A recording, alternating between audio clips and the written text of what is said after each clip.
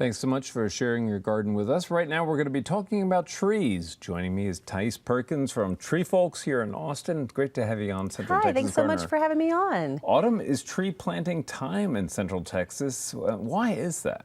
Well, trees go into rest mode. If you try to plant a tree in the spring, it's got all this beautiful foliage that you love so much, and it can't put the roots out to support the foliage. So it's much better to do that after it goes into rest mode.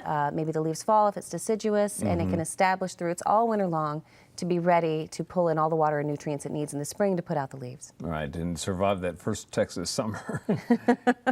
So a little bit of a head start on the spring, in other words. Well, we have a little bit of a head start this September with this nice weather, and I know everybody's been out there in their gardens taking advantage of it. Right, right. Well, let's talk about some considerations for planting trees. Now, you don't just go out to the nursery and pick a tree blindly. You have to think about the site first, right? That's right. You can't plant a tree right up next to the window because you want shade, because 20 years, 30 years down the road, you're going to have a problem when it gets too close to the house. You'll want to make sure that you look overhead for power lines. Make sure you don't plant a very, very big tree where it's going to cause some trouble there. There are an assortment of smaller natives that do beautifully in spots like that. Right. So 10 or 20 feet out from the house, also 10 or 20 feet out from other trees to keep yourself from getting into trouble. It's also a very good idea to, if you have an older tree that's starting to die back or it looks like it's going to have some issues pretty soon, to go out to the drip line and establish a small tree there, because then it'll be rooted in and ready to go when you need to take out a larger tree. Yeah, that's always a good idea, is keep succession in mind. If you know, and if you have a tree in trouble and an old ash or something like that, go ahead and start making preparations for the future. Another big consideration that people don't think about is what's overhead. Right, what's overhead is usually power lines. Right. So if you have some fruit trees in mind that you'd like to put in, that's not a bad spot for those. Shorter trees, like the little desert willow I brought in earlier, are also really good. Take your pecans and your cypress and your oaks elsewhere. Yeah. Think about how large the trees are going to get ultimately. That's right. Right. Any tips on actually putting the tree in the ground and on planting? Well, you know, here's the thing about planting trees. You want to put all these fertilizers and so forth in the hole because you think that's going to be good for the tree. But really, what it does is it sort of spoils the tree, and it makes the roots want to chase after the fertilizers and so forth you put in the hole.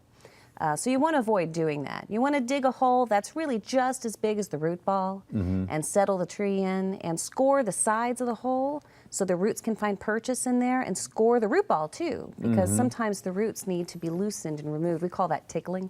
When we do this in the field, when we teach others how to do this. Right, right. And my son loves that. He's 7 and he can plant a tree with us. But settle them in there and they'll do just fine. Yeah.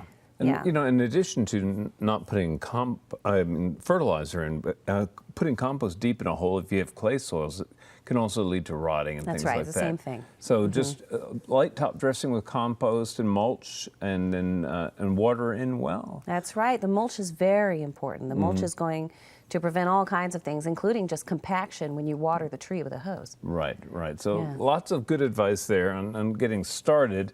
Now, I would like to have the audience learn just a bit more about Tree Folks. I understand you're involved in some large-scale landscape restoration work. That's right. Not only do we give trees away in Austin all the time, and you can call for one of those if you'd like to if you're here, but we've been out in Bastrop County putting in 2.2 million trees for private landowners there, and along the Hayes River after their terrible flood in 2015, we've been helping people who live there replant the riverbanks, and that has a lot to do with protecting the water. Well, planting trees brings people together. It's a great activity. It's very healing. Yeah, it's a very healing activity. Absolutely. And if you want to help, we can help. We have ways for you to do that. Okay. You just go on the website and find out. Well, it's a great organization. I want to get back to some tree basics, though. One thing that always confounds me, I see people who have planted a young tree, 5-gallon size, for example, and they'll stake it to within an inch of its life. They'll put stakes everywhere.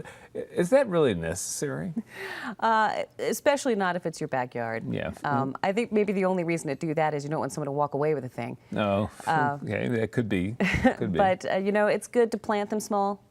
because they'll establish much better. If Yeah. you try to plant a 10, 20, 30-gallon tree, it's going to take so much extra effort for irrigation and watering and staking, and Right. at the end of the day, it's probably not going to do as well as a smaller tree. And I think studies show that the small trees outperform the ones in the larger containers. And part of that, I think, is the fact that you have trees that have been sitting in containers for season after season after season by the time they get to be a 10 or 30-gallon size pot. And with a 5-gallon plant, it's kind of primed and ready to go. That's right. Root issues start early. Yeah. If you can bear it, plant a very tiny sapling that are only this big. Right. The 5-gallon is about as large as I'd really go for good establishment. Okay.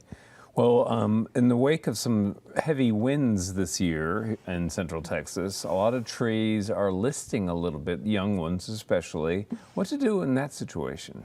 Well, if it's a young one and you look at the roots and you don't see a problem, and by problem I mean all the roots are missing on one side, or you've got one of those roots that goes around and around and it caused a tree to fall over in the first place. Right. If you don't have those issues, you can pull it back up and stake it. But if it's any larger than that, and it could fall on anyone or anything, it's best to get a certified and insured arborist out to your property to take a look at that and not try to deal with it yourself. Yeah, it's very important. Don't hire a guy with a pickup and a saw. Make sure they have the certification. That's right, or be prepared for the medical bills. We mentioned the soils and what not to add in there when you're planting a tree, but one thing that I've been telling people for years is whatever you took out of the hole should go back in, basically. Is that your advice? Absolutely, because you're replacing the microbiome of the soil. You're replacing all the critters and all the bacteria that are part of that native soil. And it's good to have that there for the tree. Get things started right, in other That's right. words. Well, people plant trees for different reasons. I know you like to advocate planting mixes of different kinds of trees. And don't just think of shade trees or flowering trees, but think of a really nice mix that can really create a lot of interest in the yard. That's true to make you feel good. It's a beautiful thing to have a mixture of different trees, just like mixtures of different people. But it's also good ecologically for the city as a whole. We mix up our trees every year that we give away. And that's because if a bug or a disease were to come through, you don't want a huge percentage of the population of your trees to be taken out all at once. Right. Yeah, so it's better for ecosystem health. And the birds and the bugs and the bees have an array of food sources and habitats to use. Yeah, absolutely. Native animals for native trees, and I know that you have big emphasis on the native plants. Yes, of course we do. Native and those that will do well as drought takes hold and the climate starts to shift a little bit. It might be good to keep that in mind for trees that you want to stick around for 80 years or so. Right. But we want to make sure that we have a robust palette of natives to support the wildlife community just as much as anything. Right. Yeah. Well, I know Tree Folks is about community. Another thing that when I think of trees, I think of family traditions too. Starting something with your children. I think getting a child involved in tree planting really is kind of a magical thing. It's my favorite thing. We do community tree plantings all the time, all winter long. Teaching the people and being with people and building community is just as important as the trees are. Right. Because guess who's going to be there as the trees get older? The children that planted them. Right. And if they know what to do and they know how important it is, then that's going to make everything healthier over the long term. That's great. And I know that people can learn a great deal on your website. And so we encourage people to visit the site. And we really appreciate you taking time to come here during a busy tree planting season for Tree Folks. Oh, we're only just getting started. That's great. Well, thank you for being our guest. Thank you so much for having me. Okay, Appreciate it very much. All right. Coming up next is Daphne.